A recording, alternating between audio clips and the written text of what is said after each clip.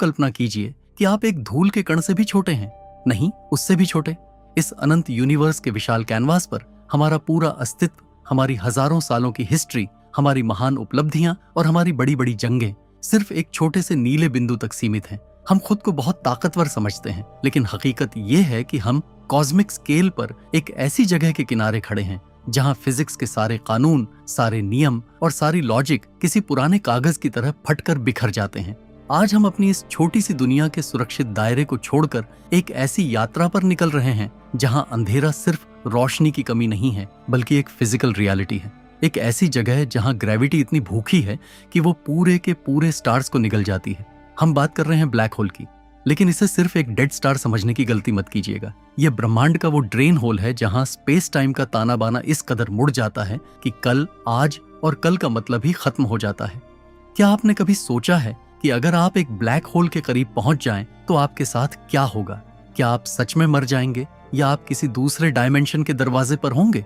वहां पहुंचते ही आपकी घड़ी की सुइयां धीमी होने लगेंगी, आपके पीछे छूट गई दुनिया तेजी से बूढ़ी होने लगेगी, करोड़ों साल पलक झपकते ही बीत जाएंगे और आप शायद उस सिंगुलैरिटी की तरफ खींचे चले जा रहे होंगे जहां इन्फिनिटी शब्द भी छोटा पड़ जाता है।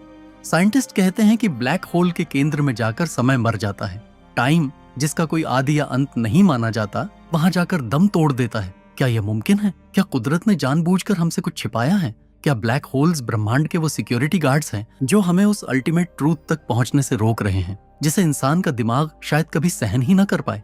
आज इस इंजीनियरिंग और मैथमेटिकल अजूबे की गहराइयों में उतरते हैं और जानने की कोशिश करते हैं कि उस इवेंट होराइजन के पार क्या है जहां से रोशनी भी कभी लौट कर नहीं आई। तो आखिर एक ब्लैक होल है क्या? क्या ये अंतरिक्ष में कोई छेद है? नहीं। इसे समझने के लिए हमें अपनी कल्पना को थोड़ा और स्ट्रेच करना होगा।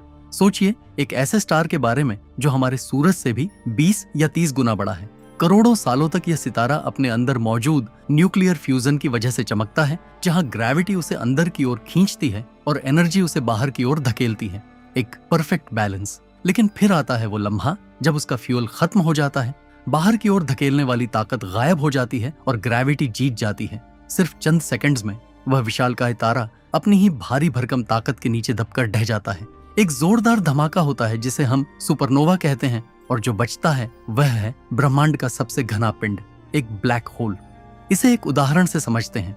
अगर आप पूरी पृथ्वी को दबाकर एक मूंगफली के दाने जितना छोटा कर दें तो उसकी डेंसिटी इतनी बढ़ जाएगी कि वह एक ब्लैक होल बन जाएगी। ब्लैक होल के पास इतना अधिक मास एक बहुत ही छोटी जगह में सिमटा होता है कि यह स्पेस टाइम के फैब्रिक में एक गहरा गड्ढा बना देता है। यहाँ हमें दो सबसे जरूरी हिस्सों को समझना होगा। पहला है इवेंट होराइजन। इसे आप पॉइंट ऑफ नो रिटर्न कह सकते हैं। यह वह अदृश्य सीमा है जिसके पार जाने के बाद ब्रह्मांड की सबसे तेज रोशनी भी वापस नहीं आ सकती। अगर रोशनी नहीं लौट सकती तो इसका मतलब है कि हम उसके अंदर कभी देख ही नहीं सकते, इसीलिए यह काला दिखाई देता है।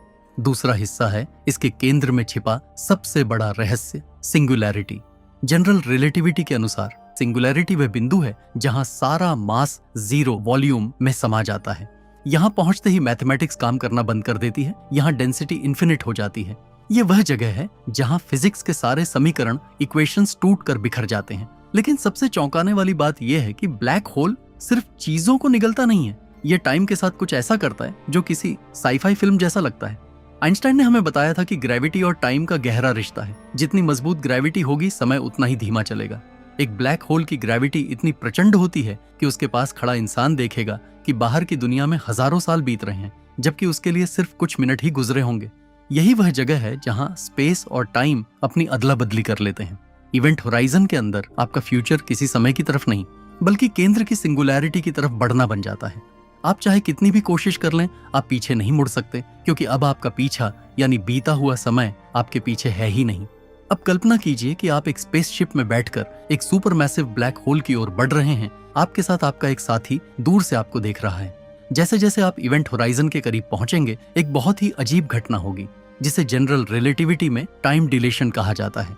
आपके साथी के लिए आपकी गति धीरे धीरे कम होने लगेगी। उसे ऐसा लगेगा जैसे आप स्लो मोशन में चल रहे हैं। जैसे ही आप इवेंट होराइजन की सीमा को छुएंगे, उसके लिए आप वहीं जम जाएंगे, एक रुकी हुई तस्वीर की तरह। आपका रंग लाल होने लगेगा और धीरे धीरे आप उसकी नजरों से ओझल हो जाएंगे। लेकिन आपके लिए समय बिल्कुल सामान्य चल रहा होगा। आप उस अदृश्य दीवार को पार कर जाएंगे और आपको पता भी नहीं चलेगा कि आप एक ऐसी जगह पहुंच चुके हैं जहां से वापसी का कोई रास्ता नहीं है। लेकिन जैसे ही आप अंदर जाएंगे, आपके शरीर के साथ जो होगा उसे साइंटिस्ट्स स्पैगेटिफिकेशन कहते हैं। चूंकि ब्लैक होल की ग्रेविटी की ताकत दूरी के साथ बहुत तेजी से बदलती है, इसलिए अगर आप पैरों के बल गिर रहे हैं तो आपके पैरों पर लगने वाला खिंचाव आपके सिर पर लगने वाले खिंचाव से करोड़ों गुना ज्यादा होगा। नतीजा, आपका शरीर किसी नूडल या स्पैगेटी की तरह लंबा खींचता चला जाएगा। आपके एटम्स एक दूसरे से अलग होकर एक लंबी कतार में टूट जाएंगे। ये मौत दर्दनाक नहीं होगी क्योंकि ये इतनी तेज होगी कि आपका दिमाग उसे महसूस भी नहीं कर पाएगा। लेकिन यहाँ एक बड़ा पैराडॉक्स पैदा होता है जिसे स्टीफन हॉकिंग ने दुनिया के सामने रखा था, द इंफॉर्मेशन पैराडॉक्स।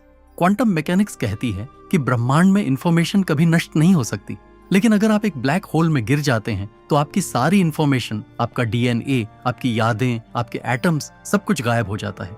क्या इसका मतलब ये है कि ब्लैक होल ब्रह्मांड के सबसे बुनियादी नियम को तोड़ रहा है, या फिर वो इंफॉर्मेशन कहीं और जा रही है? कुछ साइंटिस्ट एक थ्योरी देते हैं जिसे होलोग्राफिक प्रिंसिपल कहा जाता है। इसके अनुसार आप जब ब्लैक होल में गिरते हैं तो आपकी 3D इंफॉर्मेशन नष्ट नहीं होती, बल्कि वह इवेंट होराइजन की सतह पर एक 2D इमेज के रूप में स्टोर हो जाती है। यानी आप अंदर तो मर चुके हैं, लेकिन आपकी इंफॉर्मेशन उस काली चादर पर हमेशा के लिए अंकित हो गई है। और यहाँ से शुरू होती है सबसे रोमांचक संभावना, व्हाइट होल्स और वर्म होल्स। क्या होगा अगर ब्लैक होल एक वन वे टनल है? महान वैज्ञानिक एल्बर्ट आइंस्टाइन और नेथन रोजन ने गणितीय रूप से मैथमेटिकली यह साबित किया था कि ब्लैक होल के दूसरी तरफ एक व्हाइट होल हो सकता है।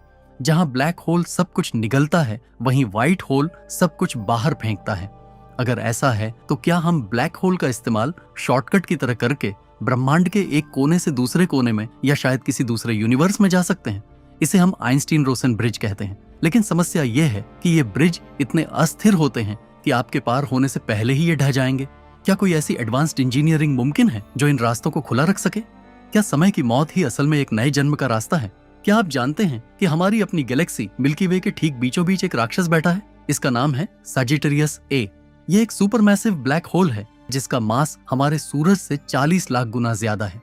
यह सिर्फ वहां बैठा नहीं है, ये पूरी गैलेक्सी को अपने चारों ओर नचा रहा है। लेकिन डर की बात यह नहीं है कि यह वहां है, डर की बात यह है कि हमें नहीं पता कि यह कितना भूखा है। ब्लैक होल्स के बारे में सबसे बड़ा डर उनकी अदृश्य ताकत नहीं, बल्कि उनका फीडबैक लूप है। जब एक ब्लैक होल बहुत ज्यादा गैस और सितारों को निगलने लगता है तो वह क्वाज़र बन जाता है, ब्रह्मांड की सबसे चमकदार और सबसे घातक चीज। इससे निकलने वाली रेडिएशन और एनर्जी इतनी शक्तिशाली होती है कि यह पूरी की पूरी गैलेक्सी में नए तारों के बनने की प्रक्रिया को रोक सकती है। यह एक ऐसा शिकारी है जो अपने ही घर को बंजर बना सकता है। लेकिन असली रहस्य शुरू होता है स्टीफन हॉकिंग की एक खोज से, जिसे हम हॉकिंग रेडिएशन कहते हैं। दशकों तक माना जाता था कि ब्लैक होल्स अमर हैं, लेकिन हॉकिंग ने गणित से साबित किया कि ब्लैक होल्स धीरे धीरे भाप बनकर उड़ रहे हैं। क्वांटम फ्लक्चुएशंस की वजह से इवेंट होराइजन के किनारे पर छोटे छोटे पार्टिकल्स पैदा होते हैं। इनमें से एक अंदर गिर जाता है और दूसरा बाहर निकल जाता है। इसका मतलब यह है कि ब्लैक होल धीरे धीरे अपना मास खो रहा है।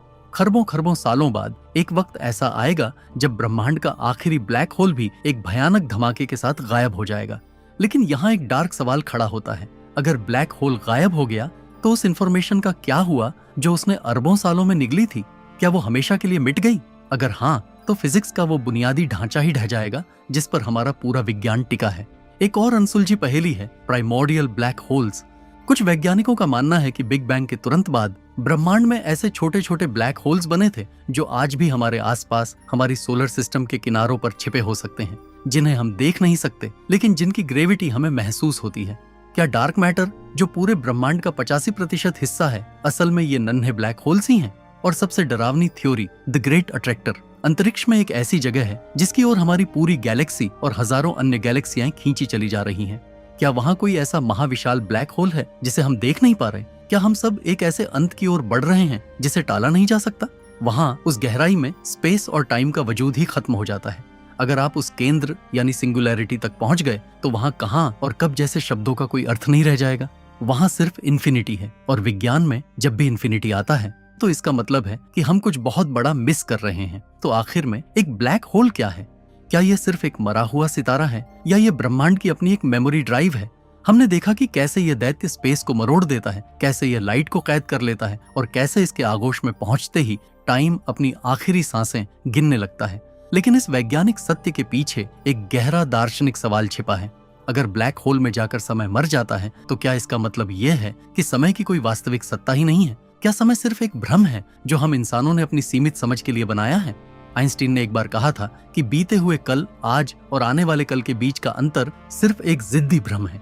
ब्लैक होल शायद इसी भ्रम का पर्दाफाश करता है। वहां पहुंचकर कल और आज एक ही बिंदु पर मिल जाते हैं। सोचिए, अरबों साल बाद जब इस ब्रह्मांड का आखिरी तारा बुझ जाएगा, जब सारी गैलेक्सियां एक दूसरे से इतनी दूर चली जाएंगी कि आसमान पूरी तरह काला हो जाएगा, तब सिर्फ ये ब्लैक होल्स ही बचेंगे। वे इस ठंडे और खामोश ब्रह्मांड के अंतिम गवाह होंगे। वे उस सारी जानकारी, सारी यादों और सारे इतिहास को अपने अंदर समेटे हुए होंगे जो कभी इस अस्तित्व का हिस्सा थे। वे ब्रह्मांड के अंतिम कब्रिस्तान भी हैं और शायद किसी नए बिग बैंग के बीच भी। इंसान होने के नाते हमारी फितरत है कि हम हर चीज को जीतना चाहते हैं। हमने ऊंचे पहाड़ों को फतह किया, समंदर की गहराइयों को नापा और चांद पर कदम रखा। लेकिन ब्लैक होल हमें हमारी औकात याद दिलाता है। यह हमें बताता है कि ब्रह्मांड में कुछ ऐसी जगहें भी हैं जहां हमारी बुद्धि, हमारा विज्ञान और हमारी महत्वाकांक्षाएं घुटने टेक देती हैं। ये एक ऐसी खिड़की है जिसके बाहर झांकना मना है, और अगर आप झांकने की हिम्मत करते हैं तो आप खुद उस खिड़की का हिस्सा बन जाते हैं। शायद ब्लैक होल का असली मकसद हमें डराना नहीं, बल्कि हमें यह समझाना है कि यह ब्रह्मांड कितना रहस्यमयी और विशाल है। यह हमें सिखाता है कि जिस समय को हम रेत की तरह अपनी उंगलियों से फिसलते हुए देखते हैं, वह कहीं न कहीं, किसी न किसी रूप में एक इटर्नल स्टिलनेस में कैद है। जब आप आज रात आसमान की ओर देखें तो याद रखिएगा कि उस अंधेरे में कहीं न कहीं एक ऐसी जगह है जहां अंत ही शुरुआत है, और जहां समय, जो हम सबको बूढ़ा बनाता है, खुद हार मान चुका है।